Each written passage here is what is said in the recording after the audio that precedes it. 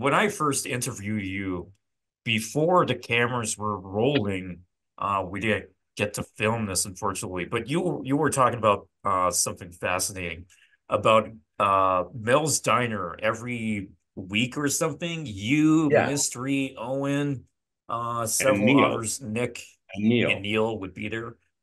And there are a couple other names I don't remember. Yeah. And Owen was like 19 and obviously on the spectrum. And I think he's admitted that he's on the spectrum. Nothing wrong Yeah, with he that. has. He's definitely on the spectrum. But he would just sit there and not say anything, look at everyone like this. And yeah, we'd sit there and shoot the shit and have fun and tell stories. That was an interesting time. Project Hollywood, I got invited to stay there. I said, no, I like my peace. I like my quiet. I like to sleep at night. And I'm long past the days of joining a fraternity. Thank you guys. Not happening. Yeah, so Eric what is Eric are has always been, let me just say something. Eric has always been very deferential, very polite, very kind to me. I've never in person ever had him be anything other than extremely respectful. And I think Eric has been ripped off and conned. Thank goodness he found his current business partner, Robert Beck, who's a great guy. I know Baxter. Robert Beck is an English fellow who actually started out with my first book when he was 18, 19 years old as a teenager. And I don't know exactly the circumstances where he met Mystery, but he's been very good. Eric was in a very dark place when he was Robert gonna found join this call actually. what I call think he was gonna join us today actually, right now, but he had a date or something. Eric or Robert. Um, Robert Baxter, yeah. I love Dexter. That would have been great to talk to him. Oh yeah, perfect. I'm gonna have to clip this and show him why did you have this date instead of hanging He out with actually us? brought me a lovely Swedish girl to one of my seminars, a sacrifice, an offering. Yeah, Love you for that, he's Baxter. super friendly. Baxter, if you're watching this, you're a stand-up guy. Thank you for Charlotte, the AKA the succubus. Succubus. Okay, moving on. Yeah, I'm interviewing Mystery soon. What Great. stories Even can my, you tell from back in the day? I remember my first meeting with him vaguely. It was me, Neil, Mystery, and one of Mystery's business partners, Chris Odom, Love Drop, I think. And we all met up and we were playing with a waitress and it was fun.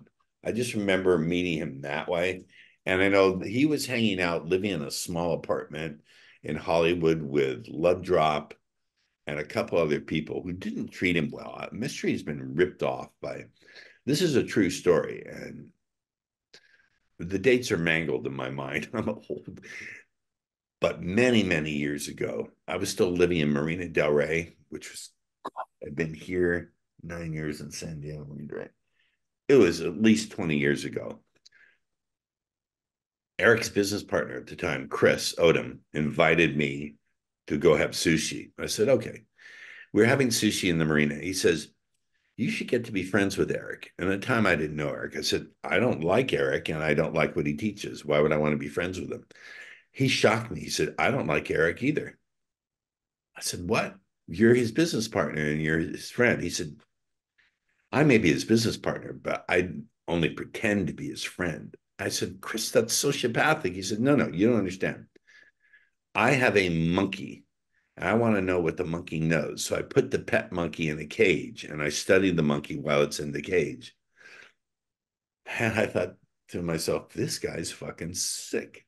I swear to you, this is true. I may get some of the exact dates wrong. And I know it was sushi. It was something I remember. It was called Top Cloud Sushi, right in the same strip mall as California Pizza Kitchen, where I took Neil and trained Neil. Yeah, but that's what happened. And he's not unique. Odom. Many people ripped off Mystery. Real Social Dynamics. I saw what Tyler was doing in the book, The Game. I said to Neil, I predict that Tyler will rip Mystery off. And Neil said I chalked it up to Ross's competitive paranoia, but Tyler Durden was soon to prove him right. Mm. Mystery is one of the few originals who's been ripped off. I think more than I've been ripped off, he's been ripped off. There's so many different companies. They're teaching mystery method. Do give do give Baxter my sincerest regards. Yeah, he's a great guy, solid guy to talk to. Yeah, so you mentioned mystery being ripped off. It was very apparent in the game that there was social dynamics and then real social dynamics. And then real social dynamics went on to dominate for fucking years Because of until their business disappearing a few model. years ago. Did they disappear? That was after Julian Blank really fucked them up. Well, that was 2014, but RSD kind of disappeared 2018, Yeah, 2019. Tyler turned into self-improvement and like this bizarre backwoods bearded Tony Robbins kind of dude. I actually was on stage with him or was a co-speaker at this event from this bullshit hypnotist. And it, it's a long story. But he's since gone on to success coaching in general. It's their business model that I just couldn't abide. Their whole business model of holding boot camps and then saying to people who attend the boot camps, okay, now you've graduated. Do you want to become a trainer? Putting them through some rinky-dink training, charging them a fat fee, and saying, okay, this is your territory. You can train people here. We take a percentage. But I personally know of students who've come to me over the years and said, these kids or these trainers for the boot camp taking us in field, they couldn't even talk to a girl. So people hold up examples like Jeffy and Julian as people are really good with women. I get it, but that's not the majority of the instructors from my experience. I could be getting it wrong inaccurately, but I know at least in some circumstances, the instructors were just people who paid the dough and got the franchise, so to speak. But it's a brilliant model. You have hundreds of people running boot camps all over the world. And RSD was also very insular, it was sort of cultish in that sense. Interesting. So I know that after RSD, there are now something called Self Mastery Co. And some of them still work together. So Julian Blanc is still there. Owen Cook, of course, is still there. Jeff Allen is still there. Madison is still there. And I I think don't know that's pretty much Madison. it. Oh, Madison's the woman. No, Madison's the African guy from Montreal, Mm, Canadian guy, yeah. a little Well, lesser known. But anyway, yeah, I was kind of interested that you that Chris Odom love drop thing is completely fucking insane, what though. I a never would have cunt. expected that. No, what a cunt. What a fucking piece of shit cunt. Damn. Like he has dropped off the radar. People don't know what happened to him. I hope he's doing Yeah. 15 to 20 and a nine and his soft white body is being passed around like matzah at a Passover Seder, to use metaphors, one Jew to another. What teachings from mystery do you like? Do you agree with? I have insights into some of his teaching that very few people, I don't believe in DHVs and negging and all the rest of that bullshit. However, I see what he's doing. I don't think he is aware of it as being hypnotic in the sense that you're interrupting a woman's patterns. When you interrupt a pattern, you create a state of temporary focus and gestability. I'm fucking with you there. So here's an example. He goes into the club, right? And the first thing he does is he goes to the set. And does he talk to the most beautiful girl? No, he ignores her. That already is interrupting her pattern of expectation. The next thing he does, so she's starting down the road of making her suggest.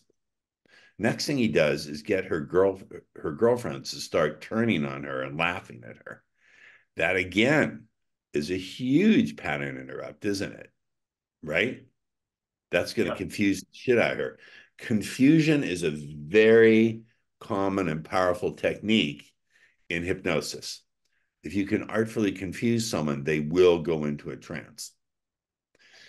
And then what does he do?